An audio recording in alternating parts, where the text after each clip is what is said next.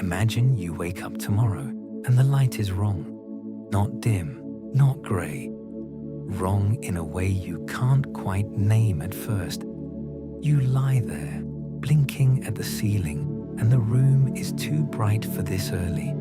So you get up and you walk to the window and you pull back the curtain and you stop breathing. There are 3 suns in the sky. One is climbing in the east, the way the sun always has. But there's a second one, smaller, hanging low to the south, burning a deep amber. And a third, paler, almost white, just beginning to lift over the rooftops in the west.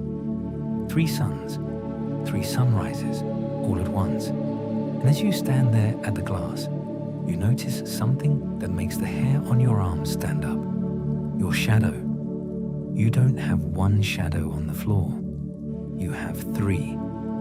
3 faint copies of yourself, stretching away in 3 different directions, like the spokes of a wheel with you at the center. It is, without question, the most beautiful thing you have ever seen. Welcome to Bedtime Astronomy, where we turn down the lights and let one impossible idea unfold slowly, gently, before you sleep. So tonight, stay wherever you are. In bed, maybe, with a blanket pulled up, the room already dark. And let your mind do the traveling. Because tonight, we're going to take the Earth, this Earth, the one you're lying on right now, and we're going to do something reckless to it. We're going to give it 2 more suns. It sounds like a dream, doesn't it? More light, more warmth, endless golden afternoons, a sky that never goes fully dark. If 1 sun gives us life, then surely 3 would give us paradise. But here is the thing I need you to hold on to tonight. The small splinter of a question I want you to carry all the way to the end. In all the vast universe, across hundreds of billions of stars, across every world we have ever found, not a single form of life that we know of has ever risen under a sky like that. Not one. And there is a reason, a deep, almost frightening reason, written into the mathematics of how things move. By the end of tonight, I'll tell you what that reason is. And I promise you, it will change the way you look at your own ordinary sun, the single, quiet, lonely star you have spent your whole life beneath and never once thanked. Because this is not a story about light. This is not a story about warmth. This is not a story about beauty. This is a story about something far more precious and far more fragile than any of those things. It's a story about stillness, about the rarest gift a universe can give a living world, a sky that holds still long enough for something to wake up beneath it. So pull the blanket a little higher, let your shoulders drop, and let's give the Earth 3 suns and see, very slowly, what happens to it. Let's begin with the dream, because for a while, for a beautiful little while, it really would be a dream. Picture your first morning under 3 suns. There is no dawn the way you knew it, no single moment when night tips over into day. Instead, the light comes in layers. The first sun lifts, and the sky blushes the familiar rose gold of any morning. But before that color can fade, the second sun follows, throwing a warmer amber across everything, and the shadows on the ground swing slowly sideways like the hands of a clock. Then the third, palest sun rises, and the world is washed in a soft, silvery double light that no human eye has ever actually seen. 3 sunrises folded into one long, impossible morning. And those 3 suns would not even be the same color. Stars come in different temperatures, and a star's temperature is its color. The coolest ones burn red and sullen like embers.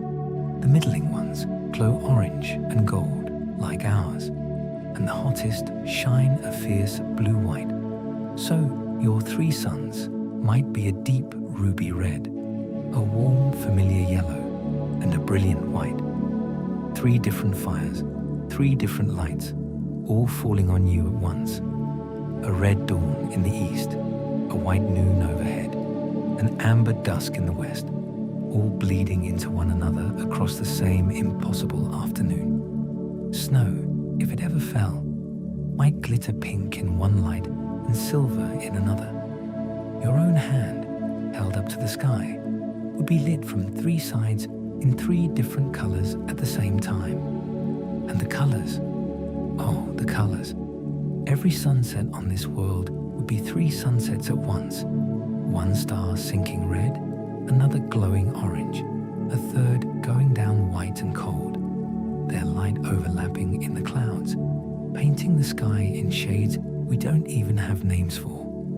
You would step outside in the evening and stand there, the way you'd stand in front of a fire, unable to look away. Now think about the nights, or rather, think about how there would barely be any.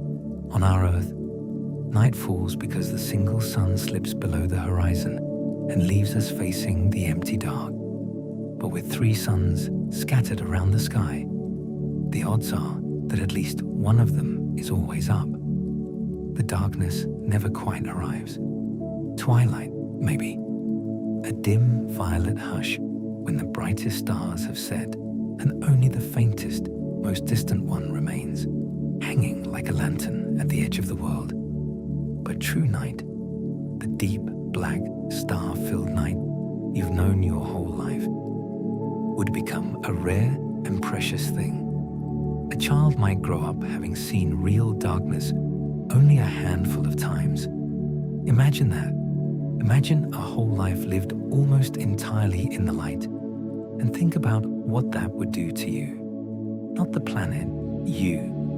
Your body runs on a clock, an ancient inner rhythm tuned over millions of years to one simple promise. The sun comes up, the sun goes down, and in the darkness between, you sleep. It's called your circadian rhythm, and it is older than your species. But under 3 suns that rise and set on 3 different schedules, that promise dissolves. When would you sleep? How would your body know it was time to rest if the light never truly left? Perhaps you'd learn to sleep in the thin violet gaps whenever they came. Perhaps you'd never sleep deeply again. The very thing we're doing right now, winding down toward rest as the light fades, might become impossible on a world that never lets the light fade at all. And it gets lovelier still, at least at first. Think of the warmth. 3 sources of heat, 3 streams of energy pouring down. You might imagine a world that never freezes, forests that never lose their leaves, long, endless growing seasons, green spilling across the continents, life drinking in sunlight from every direction at once. No bitter winters, no long cold nights huddled against the dark. Just light and warmth and growth forever. This is the dream we reach for, isn't it? When we look up and wish for more. More sun, more warmth, more of the thing that gives us life. Surely more would be better. Surely a world bathed in 3 suns would be a kinder world than ours. Softer, brighter, more alive. But here's what most people never stop to ask. Where, exactly, are those 3 suns going? Because a sun is not a lamp hanging on a wall. It isn't fixed.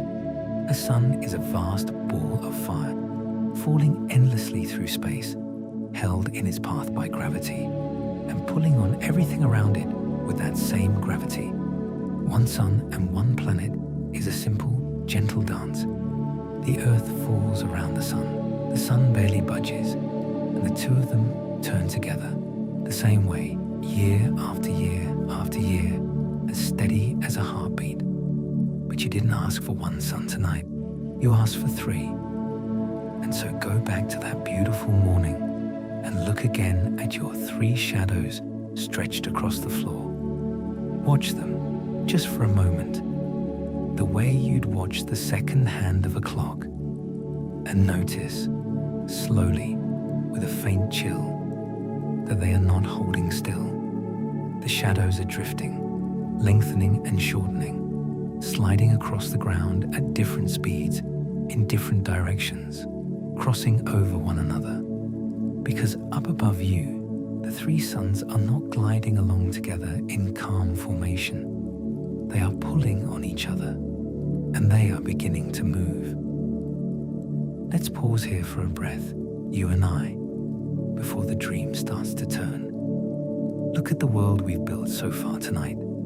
3 suns, 3 sunrises folded into one golden morning. A sky that never goes fully dark. Evenings painted in colors with no names.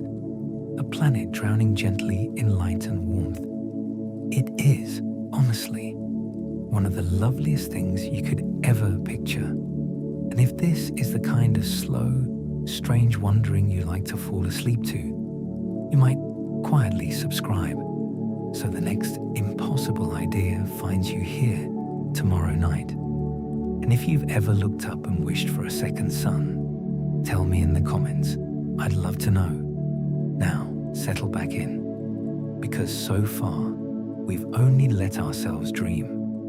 We've imagined the light, the warmth, the beauty, and we've asked for none of the cost. The dream was about to do the math.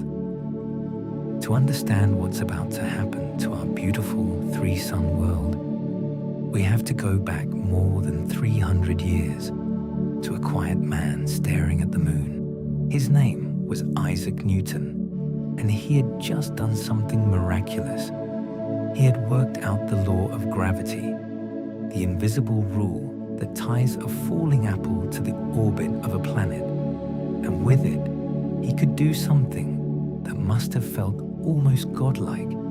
He could predict the future, give Newton the sun and the earth, just those two, and he could tell you exactly where the earth would be a year from now, a century from now, 1,000 years from now.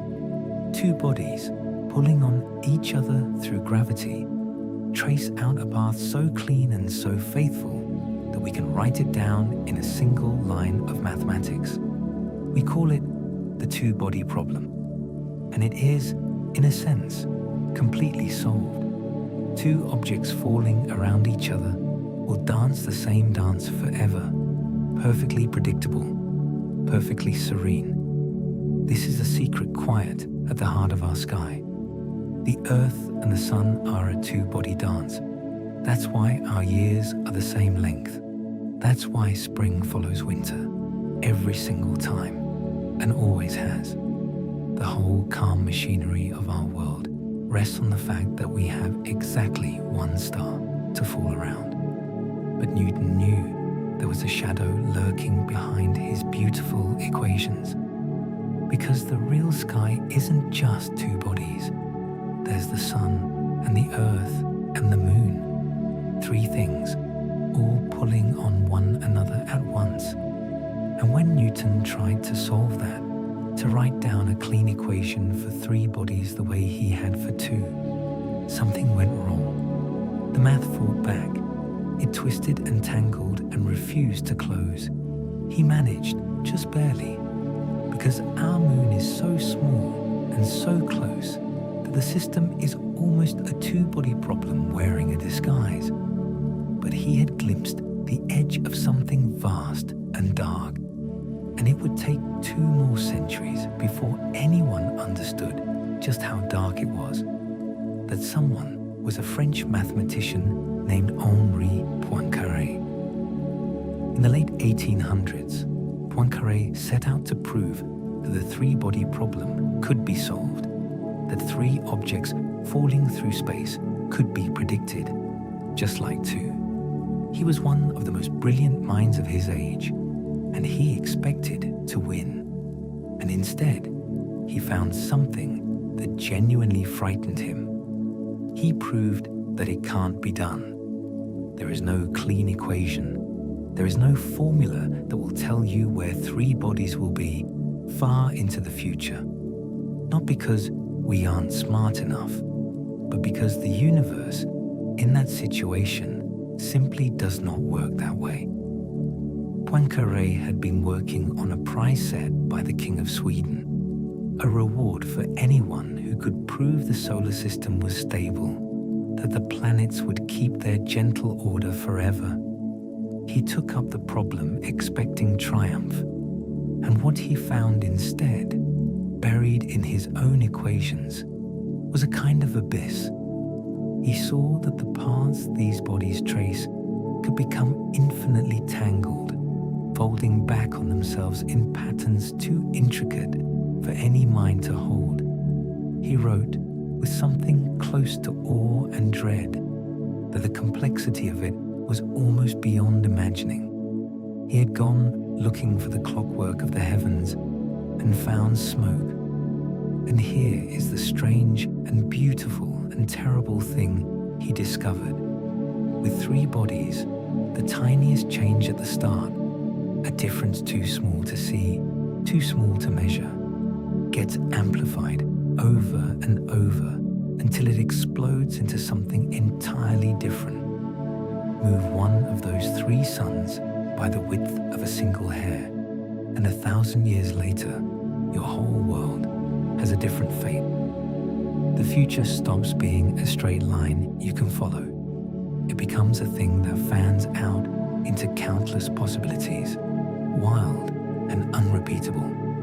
Today, we have a name for this. We call it chaos. Now carry that word back up to our 3-sun sky and stay with me, because this is the moment the dream quietly dies.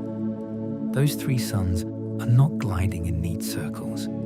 They are falling around one another in a chaotic, ever-shifting tangle, sometimes drifting wide apart, sometimes swinging in close. And our little Earth, trying to find a home among them, has no stable path to follow. For a while, years, maybe centuries, the planet might settle into a gentle orbit around one of the suns, and life on the surface would taste something like peace. The storytellers who imagine these worlds call that a stable era, a golden age, a held breath, and then, with no warning, one of the other suns swings too close.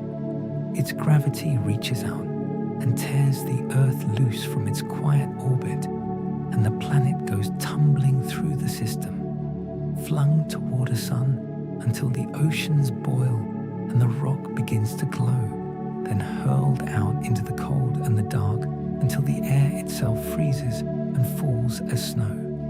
No seasons, no pattern, no way to know if tomorrow brings fire or ice.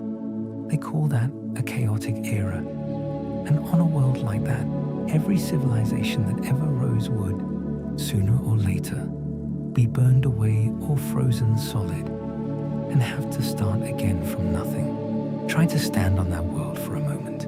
In your mind, imagine a morning that begins like any other, mild, golden, ordinary. But by midday, the largest sun has swung closer than it ever has before, and the air begins to shimmer and then to burn. The seas start to steam. Birds, if there were birds, would fall from a sky gone white with heat. And there is no relief coming at sunset, because the rules that gave you sunset are gone. Days might stretch into something that no longer deserves the name. And then just as suddenly, the great sun is hurled away again, and the warmth bleeds out into space, and the cold comes down like a hammer. Frost crawling across the dead ground, the very air thinning toward freezing. A living thing cannot plan for this. It cannot store enough, cannot hide deep enough, cannot outrun a sky that has forgotten how to keep time. That is the true cost of a third sun. Not a little extra warmth. The end of certainty itself. So you might think, lying there in the dark, that this is just a thought experiment, a beautiful, terrible daydream with no bearing on anything real. But here is what should make you sit up a little. Worlds with more than one sun are not imaginary. They are out there right now, and we have seen them. In 2011, a NASA spacecraft called Kepler, a telescope built to hunt for distant planets, found something that stopped astronomers in their tracks. About 200 light years away, circling not one star but two, was a planet, a real one. They named it Kepler 16b. It orbits a pair of suns that loop around each other, which means that if you could stand on it, you really would see two suns in the sky, rising and setting together. The scientists who found it couldn't help themselves. They called it a real-life Tatooine, after the desert world with two sunsets that so many of us grew up watching on a screen. And it didn't stop there.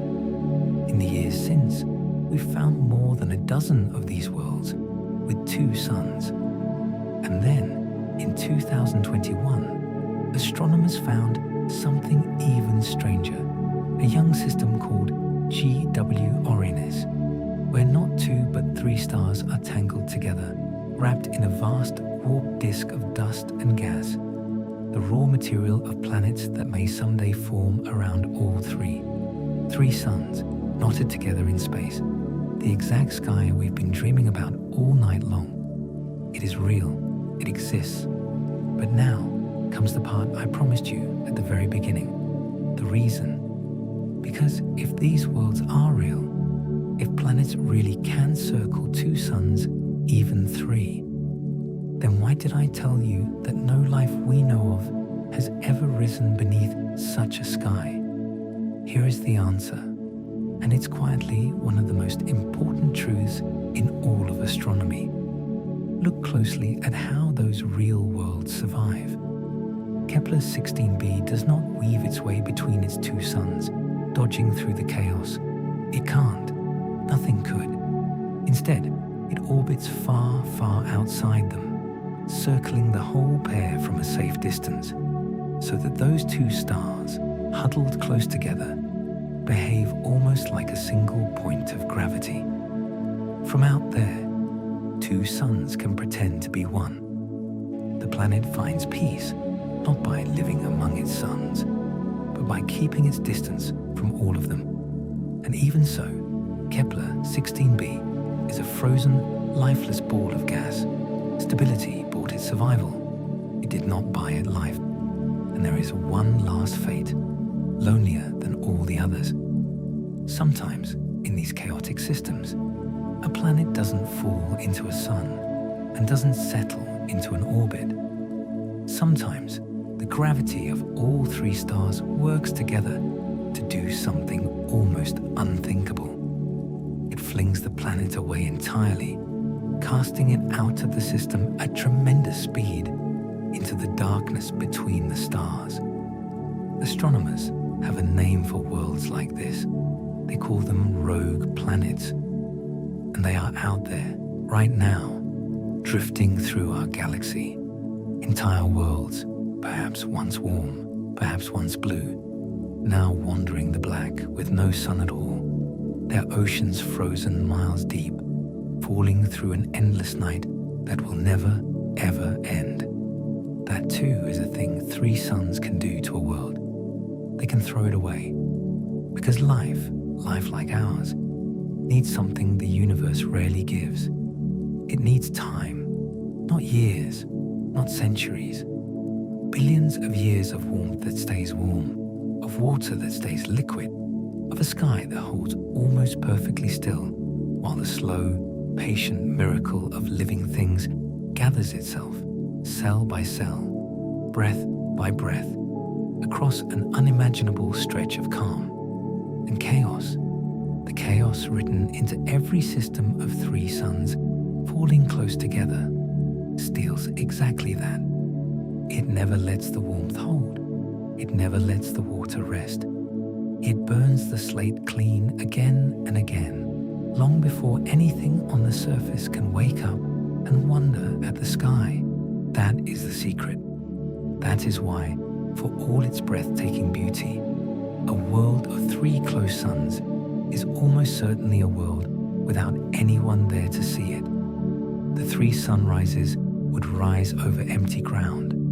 The colors with no names would pour across the clouds, and no eye would ever turn upward to catch them. And so, very gently, turn your gaze back home, back to your own single, ordinary, lonely sun, the one you have never thanked. It is not the most dramatic star. It will never give you 3 sunrises or a sky painted in impossible colors. It gives you something far rarer instead. It gives you the same dawn in the same place, at the same time, every single morning. A stillness so deep and so dependable that life itself had room to happen. 4 billion years of held breath, and you are what that stillness made.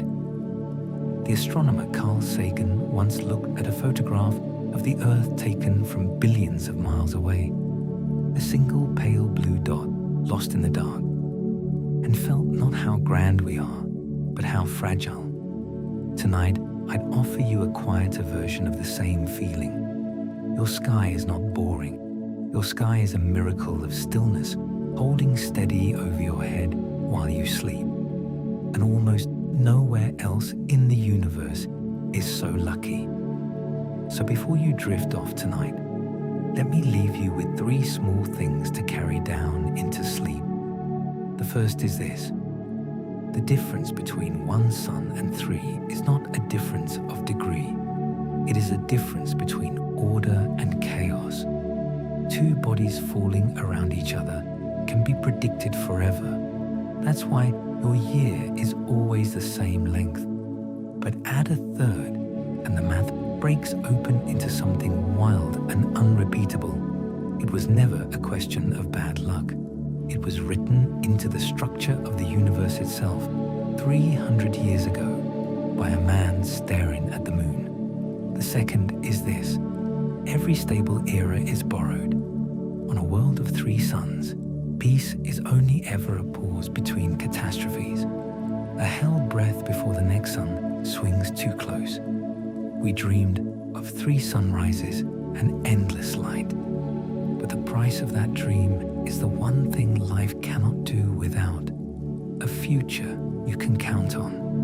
And the third, the one I want you to fall asleep holding: you have spent your whole life beneath a single quiet star, watching it rise in the same place each morning, and you almost certainly never once thought of it as lucky. But that sameness, that gentle, unremarkable, beautiful monotony is the rarest thing your sky could have given you. It is the stillness that let 4 billion years pass quietly enough for you to exist. Your boring sun is the reason you are here to find it boring at all. So here is what I'd love to know before you sleep. If you could choose, if you could, would you trade your 1 calm sun for 3 wild ones? The endless light, the colors with no names, the 3 shadows at your feet, knowing the price that comes with them. Tell me in the comments. I'll be reading late tonight under my own single star. That's all for tonight, here at Bedtime Astronomy. Somewhere above your roof, your 1 sun has said, exactly as it always does, and handed the sky over to the dark so that you can sleep. Let it. Close your eyes. Rest well. And we'll meet again tomorrow night under the same quiet sky.